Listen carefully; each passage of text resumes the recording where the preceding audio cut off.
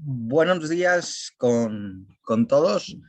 Bienvenidos a esta clase sobre el concepto de globalización que teníamos que haber dado el día de ayer, pero que, como ya sabéis, por problemas de la luz, pues no pudimos darla, así que aquí va un pequeño vídeo para que no perdamos coma.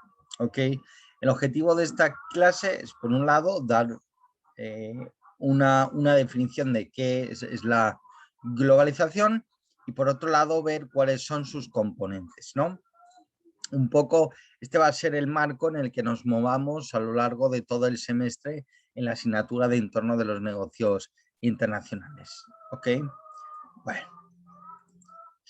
Bueno, lo primero que tenemos que decir es que no hay un concepto claro ni consensuado en torno a la idea de qué es la globalización, ¿no? Si nos vamos al diccionario de la Real Academia, hay una primera acepción que dice acción de globalizar y entre paréntesis aclara como integrar cosas diversas. Bueno, no es un significado que nos valga, pero sí nos da una noción de que algo global es un conjunto de elementos que están en una unidad dada.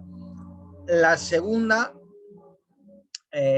habla, si queréis, del apartado político, de la globalización, dice extensión del ámbito propio de instituciones sociales, políticas y jurídicas a un plano internacional.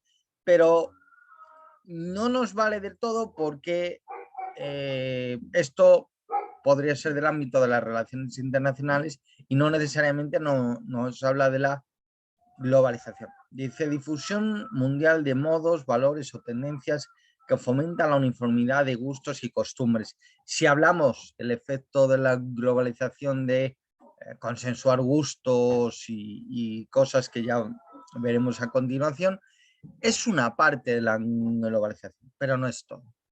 Y luego a nivel económico, quizá la RAE nos da una definición que se acerca a lo que podemos manejar en la carrera y en la materia, que es el proceso por el que economías y mercados, con el desarrollo de las tecnologías de la comunicación, adquieren una dimensión mundial, de modo que dependen cada vez más de los mercados externos y menos de la acción reguladora de los gobiernos. Esto ya nos da una idea de que la globalización tiene que ver con el acercamiento de economías y mercados, ¿vale? Pero la RAE ya sabéis que lo único que hace es darnos significados de palabras. Así que vamos a ver qué dicen tres autores, dos de los cuales los tenemos como autores de bibliografía básica de la materia y un tercer autor que es el profesor Rafael Calduch, que es especialista, si lo queréis llamar así, en cuestiones de relaciones internacionales, que como ya sabéis, pues es el campo de estudio donde yo más a gusto me suelo encontrar, ¿no? Charles Gill, en la página 6 de la edición en castellano, dice que la globalización se refiere al cambio hacia una economía mundial más integrada e interdependiente. Fijaos la palabra interdependencia, ¿ok? Es importante porque ya vais a ver que se va a repetir en la definición que más abajo tenemos dada por Daniels, Radebaugh y Sullivan, que dice: la globalización se refiere al conjunto de relaciones interdependientes que se amplían entre personas de diferentes partes en un mundo que por casualidad está dividido en países. Bueno, no voy a entrar aquí a debatir esa cuestión de que por casualidad está dividido entre países. Podríamos estar hablando del sistema westfaliano y por qué la realidad internacional está dividida en países con fronteras, pero eso lo vamos a dejar para la asignatura que tenemos en sexto de carrera. Dice, el término también puede referirse a la integración de las economías mundiales a través de la eliminación de barreras impuestas al movimiento de bienes, servicios, capitales, tecnología y personas. Las dos definiciones, que son del ámbito, si queréis, de los negocios internacionales, hablan de interdependencia. Esa interdependencia es un término que significa que los actores que participan de la globalización están relacionados entre sí de manera que sí son independientes, pero para satisfacer sus necesidades o para alcanzar sus objetivos dependen de los demás y viceversa. Así es que se crean relaciones interdependientes, ¿vale? Yo necesito de los demás para cumplir mis objetivos en la misma medida que los demás dependen de mí para cumplir sus objetivos. ¿Por qué? Porque cada vez más, y por ejemplo, os doy un caso, esta videoconferencia es posible porque yo tengo un portátil con un programa Zoom. Aquí en Ecuador nadie hace portátiles y mucho menos a nadie se le ocurre hacer un programa de videoconferencia. Requiere mucha inversión de capital, mucha inversión de conocimiento, recursos humanos, etcétera, etcétera. Pero sin embargo, las necesidades que tenemos de tener herramientas informáticas para dar clase las suplimos gracias a la intervención de otros países. Pero es que el propio portátil en sí está fabricado por elementos aportados por diferentes países a partir de diseños hechos en otros tantos países. ¿Ok? A eso se refiere el término interdependencia. Rafael Calduch, desde el apartado, si queréis, de las relaciones internacionales, habla de la globalización, por último, como un proceso de desarrollo de una acelerada y descentralizada interdependencia compleja a escala mundial, generada por la combinación de Internet y los sistemas de telecomunicaciones móviles que han impulsado la emergencia histórica de una sociedad virtual basada en la comunicación transindividual y la difusión del individualismo masivo. Obviamente, esta definición incluye algunos elementos de la ciencia política, pero también de la sociología. Esto lo he sacado de un artículo donde habla de la sociedad de masas como actor internacional. De ahí la alusión a la comunicación y de ahí a la alusión del individualismo masivo. Pero como veis, las tres definiciones subrayan el mundo interdependiente, interconectado, y las tres hablan de una interconexión de mercados y de la producción, y que es posible a través de dos elementos fundamentales: los cambios tecnológicos que hemos tenido a lo largo de los últimos 2 siglos y una tendencia que hemos tenido desde el final de la Segunda Guerra Mundial, que es la disminución de las barreras comerciales. ¿Ok? Estos 4 elementos es lo que ha permitido configurar el actual mundo globalizado que tenemos. ¿Ok? Bueno, vamos con cada uno de los elementos que forman parte de la globalización. El primero es la globalización de los mercados, o si queréis, la globalización de la demanda. ¿Vale? Fijaos, todos nosotros queremos cualquiera de los equipos que tengo aquí de Apple. Da igual el mercado que todo el mundo quiere el último iPhone, o sabe que si necesita diseñar o hacer edición de vídeo o de audio o de imagen, los Mac son buenos.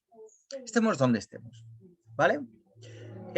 Por ejemplo, si nos vamos al ámbito de la alimentación, Kentucky es una marca internacional, ¿vale? Con lo cual, la demanda ha hecho que ahora mismo estemos en la disposición de encontrar los mismos productos en todos los lugares del planeta. ¿Ok? Aquí tiene mucho que ver el papel de las multinacionales, empresas que operan desde un territorio y que tienen negocios en todo el mundo, tienen presencia en diferentes mercados, además de su mercado de origen. De manera que las marcas se hacen universales, sus productos se hacen universales, y también por efecto del marketing internacional generan demanda universal hacia sus productos. Solo os doy un ejemplo. cualquiera de vosotros que vaya a Estados Unidos de visita, lo primero que va a encontrar para comer son marcas que le son conocidas. Y KFC es conocido. Pero es que si vais a España, haríais lo mismo si vierais un KFC, o si fuerais a Alemania, o si fuerais a China, ¿vale? Estamos empezando, si no lo hemos hecho ya, a configurar una demanda global, donde por supuesto a las multinacionales les viene bien eso, porque como vamos a ver luego en la globalización de la producción, cuanta más grande sea la demanda, eso permite disminuir los costes de producción, logísticos y demás. Otro ejemplo son las camionetas Ford. Aquí tenéis el modelo Raptor, ¿vale?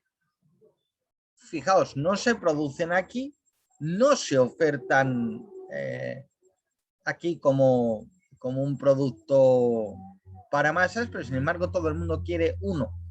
Aquí lo que tenemos es, y lo digo en alguna otra ocasión, una influencia cultural de Estados Unidos, ¿vale? Porque aquí también la globalización ha hecho emerger un término que es cultura de masas, ¿vale? Noam Chomsky, en No Logo, ha trabajado muy bien ese tema de cómo las marcas y las multinacionales pues han hecho que hoy día todos queramos lo mismo y todos demandemos lo mismo. Esa globalización de los mercados que permite a las empresas planificar su producción y sus estrategias de marketing y de comunicación pensando que el mundo es un único mercado, no solo se da en los bienes, también se da en los servicios.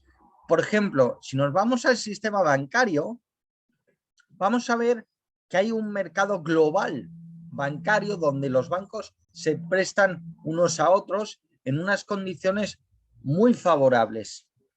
Eso permite también que los bancos puedan entregar mayores cantidades de dinero para financiar proyectos.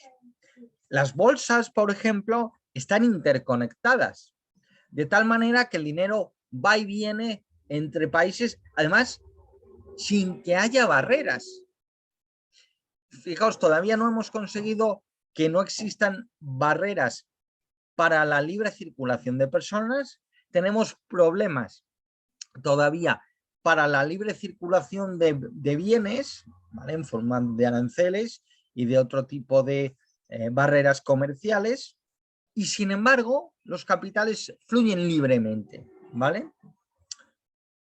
Y por último, las monedas. Hay algunas monedas, ¿vale?, que se han convertido en monedas de referencia. Y en el caso del dólar y del euro, son monedas que han globalizado los estándares de comercialización internacional. Por ejemplo, el precio del barril de petróleo se fija y se comercializa en dólares, ¿vale?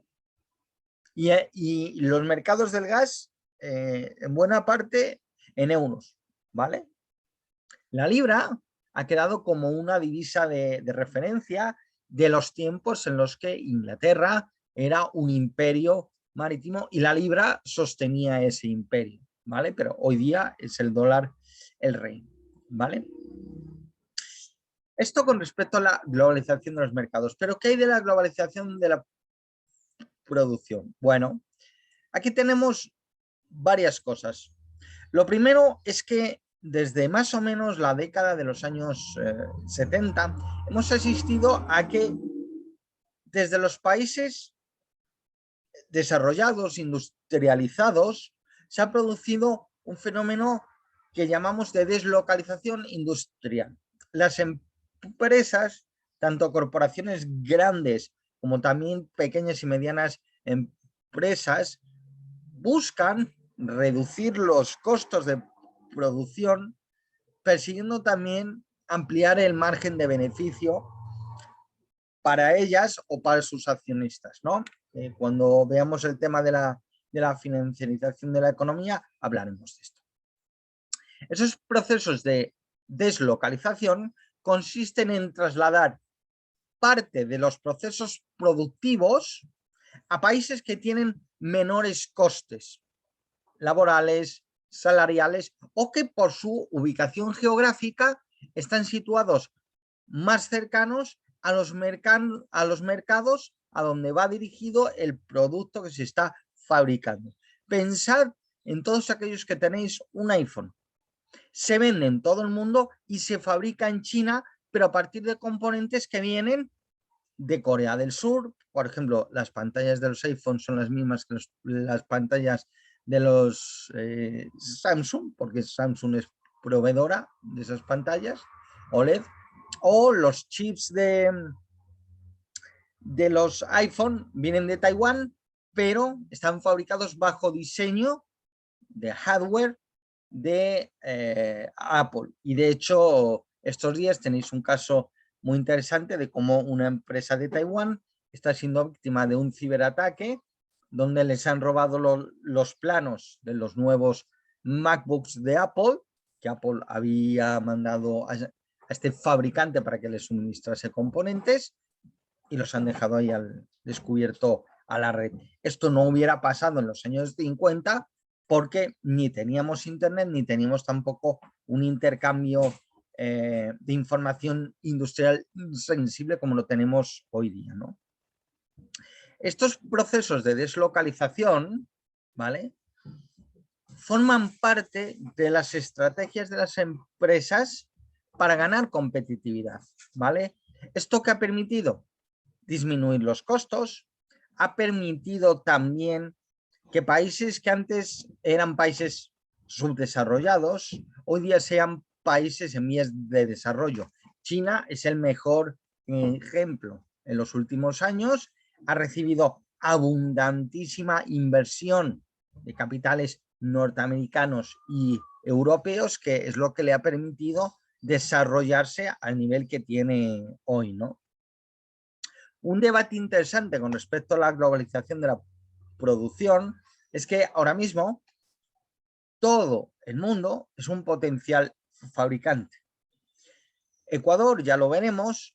¿Dónde se sitúa acá? Bueno, pues países como el nuestro se sitúan en este mundo de la globalización de la producción en la postura de suministradores de materias primas, por ejemplo, de metales fundamentales para industrias como esta que tengo aquí de microchips, ¿no? El problema de la globalización de la producción, si leéis el capítulo 1 de Charles Gill, también está en Radebauch, o uno de los problemas es que la deslocalización de la producción conlleva la pérdida o la destrucción de empleos en los países desarrollados, ¿no? Ahí tenéis una caricatura de un dibujante español, El Roto, donde veis a un soldador y dice, no hace falta que creen empleo, bastan con que no se lleven el que ya hay aquí todavía, que no se lo lleven a China, que no lo deslocalicen. Claro, estaréis pensando que la deslocalización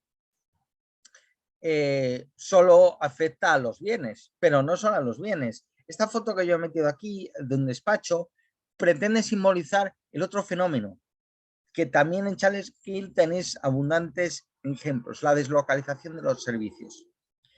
Hoy día, gracias a los avances de las telecomunicaciones, ¿vale?, yo puedo contratar, por ejemplo, servicios de contabilidad, servicios de diagnóstico médico o incluso servicios de vídeo bajo demanda o de música bajo demanda. Estoy pensando en mis propias suscripciones a Netflix y a Spotify, como yo un importador de servicios, ¿vale? Esto hubiera sido impensable. Y de hecho, ya hay sectores donde se sufre la deslocalización a nivel de servicios, siempre buscando esa dinámica de disminuir los costos. En otro vídeo tal vez hablaríamos de por qué las empresas buscan eso y las lógicas que hay detrás de esa búsqueda permanente de maximización de beneficios, que tienen que ver, si queréis, con lo que Marx ya diagnosticaba hace siglo y medio sobre la necesidad de reproducción del capitalismo y si no, se muere. Algo interesante de la globalización de la producción es que hace posible productos económicamente complejos. El término de complejidad económica salió de la escuela del MIT, del MIT y de Harvard en un producto común y se refiere a la cantidad de conocimiento diverso y complejo que es necesario poner en conjunto para producir según qué productos. El ejemplo que os he traído aquí, que está ahí a vuestra mano derecha, es el F-22 Raptor. Este avión de caza de la Fuerza Aérea de los Estados Unidos es el avión tecnológico más avanzado no solo de la Fuerza Aérea norteamericana, sino de todo el mundo. Tiene una alta tecnología que conlleva conocimiento en química, en física, por ejemplo, metalurgia avanzada, electrónica, informática, etcétera, etcétera, ¿vale? En la globalización de la producción se busca que los mejores produzcan los componentes que necesitamos de la mayor calidad o digámoslo así, de aquello que nosotros o en lo que nosotros no somos los mejores. Luego veremos en siguientes clases las teorías de la ventaja absoluta, la ventaja comparativa, y me volveré a acordar de esto. Por último, y para finalizar con la globalización de la producción, hay que sostener otra pequeña cosa, y es que la globalización de la producción no hubiera sido posible sin Internet y sin también otra cuestión, la automatización. Muchos productos que hoy tenemos a un acceso, vamos a decir, barato, lo son porque están producidos por máquinas, ¿vale? Máquinas que producen 24/7, que no se quejan, que no se dan de baja, que no se ponen enfermos. Y luego hay otra cosa. Al ser la demanda global y tener una necesidad de fabricar en masas, los precios se abaratan porque alcanzamos lo que se denominan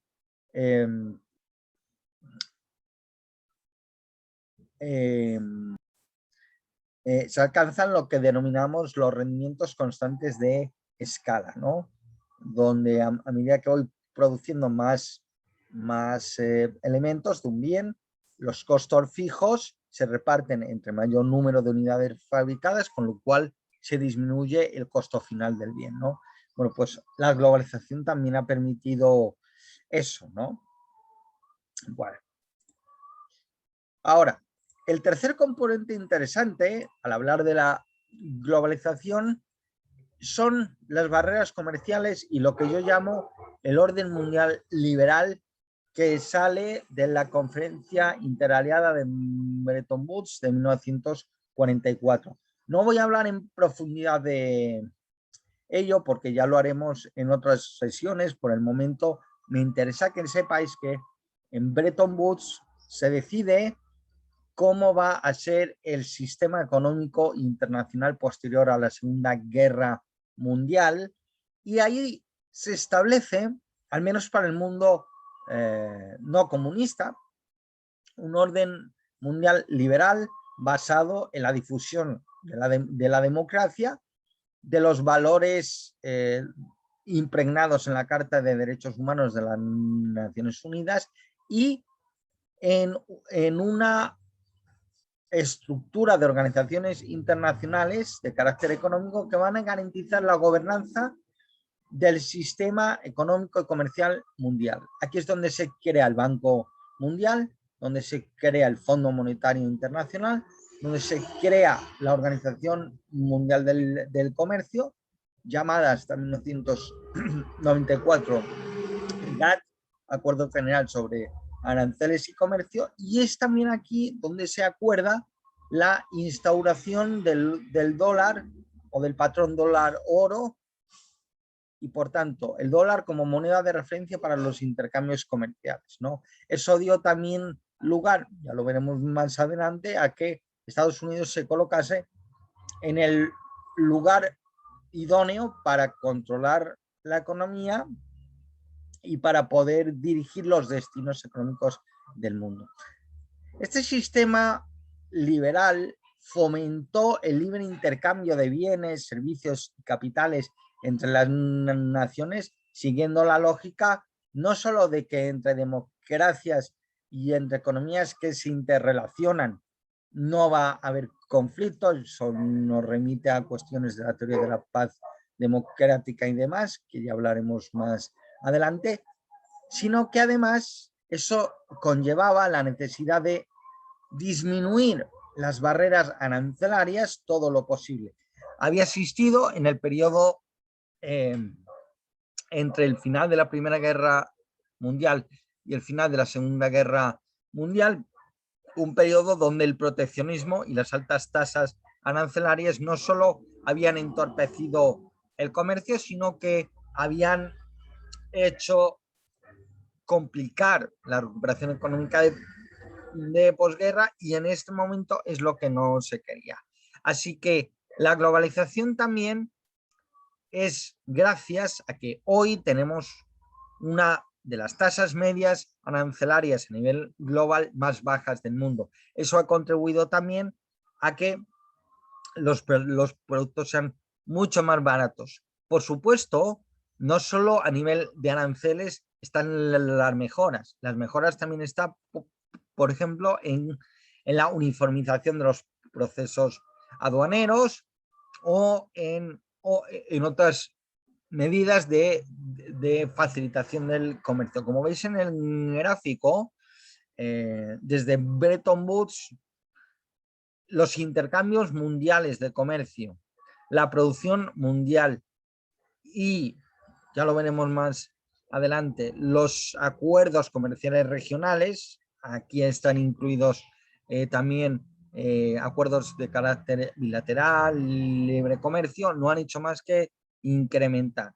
Si no hubiéramos tenido libre comercio y si no hubiéramos tenido esa facilitación para el comercio en forma de bajada progresiva de los aranceles en el marco del GATT, no hubiéramos tenido este gráfico que tenemos hoy, ¿no? Y por último, está el cambio tecnológico. La globalización es imposible de pensar que hubiera sido posible de no ser por esto. Lo he querido dividir en dos cosas: cambios tecnológicos a nivel de transportes y cambios tecnológicos a nivel de telecomunicaciones. En transportes, la aparición del contenedor como solución a los altos costos de estiva y desestiva que había. Os invito a que veáis cualquier documental de vídeos de hasta los años 50 de Ecuador, donde podéis ver cómo se cargaban sacos de cacao o cargamentos de banano a mano en el puerto de Guayaquil. Eso tenía unos altos costes en mano de obra. Todo eso desaparece con la aparición a mediados de los años 50 de los contenedores, del que ayer se conmemoraba el aniversario, y con los contenedores la aparición de buques que en vez de tener bodegas bajo la cubierta se convierten en barcos diseñados para apilar contenedores, ¿vale? ¿Esto qué ha hecho? Que cayera de manera dramática el coste del transporte marítimo, y el transporte marítimo se convierte en uno de los medios de intercambio de bienes a nivel mundial predilectos, ¿vale? Lo segundo es la aparición en la segunda revolución industrial del ferrocarril y de los motores de combustión interna y del camión. Fijaos que gracias al ferrocarril los costes de transporte de mercancías también bajaron un montón, se hicieron mucho más seguros, mucho más estables, y el camión nos permite llevar mercancías allá donde haya carreteras o caminos. Ya sabéis que aquí en Ecuador el ferrocarril fue fabricado o fue instalado pensando en la necesidad de comunicar la costa con la sierra, con la idea de poder sacar los productos al mercado internacional, ¿vale? Y luego el avión de carga, que aunque sea el medio de transporte más cargo desde el punto de vista del comercio internacional, el aprovechamiento del espacio de carga de los aviones de pasajeros ha hecho que hayan bajado década tras década los costes. El avión de carga, ¿qué ha permitido? Que, por ejemplo, productos que antes no podían ser exportados por su nivel de perecibilidad, es decir, el corto tiempo que tenían de vida útil para ser consumidos, se abrieran al mercado internacional. Y un ejemplo muy claro son las rosas. En 1970 no había rosas en Ecuador. Es a partir de los años 80 cuando los costes de transporte por avión empiezan a ser más asequibles, pero el boom viene con los 90, sobre todo cuando la aviación comercial empieza a ser asequibles para las clases medias. Tenéis que pensar que yo la primera vez que volé tenía 15 años y hasta entonces mis padres no habían volado más que en su luna de miel a Canarias en el año 81 y yo volé 2000.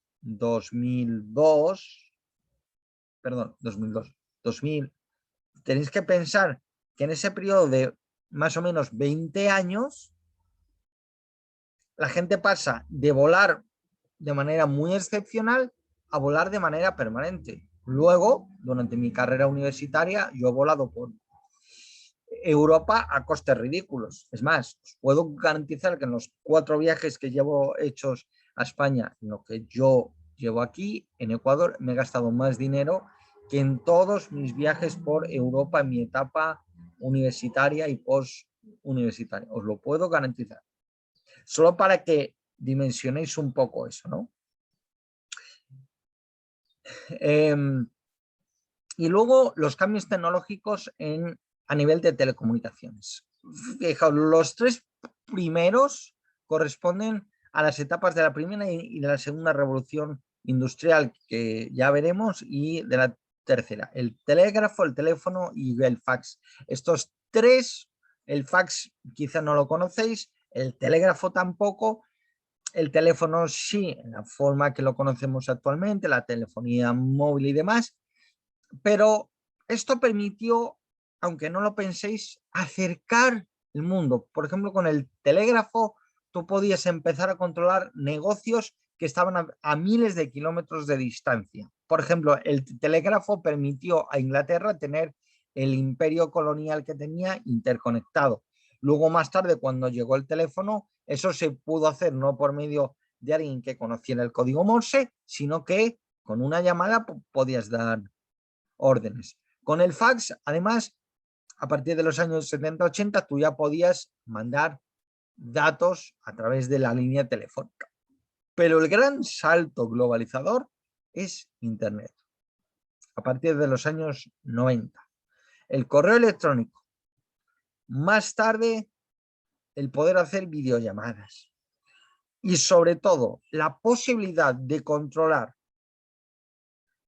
a distancia procesos de producción, incluso al punto de controlar procesos automatizados de producción o incluso la capacidad de automatizar la comunicación entre los puntos de venta de un producto y los puntos de producción y distribución de ese producto por todo el mundo, es de verdad lo que ha sido revolucionario para que tengamos hoy el mundo globalizado que tenemos.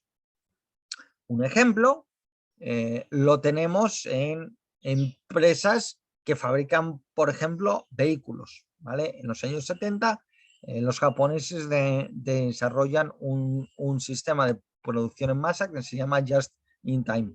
Ajustan la producción a la demanda que tienen. Y en esto es importantísimo la comunicación instantánea entre, por ejemplo, los concesionarios de vehículos por todo el mundo que trasladan a la fábrica las necesidades de producción y las fábricas producen aquello que ya está vendido, ¿vale? Claro, eso conlleva también una reducción de costes muy importante. ¿vale?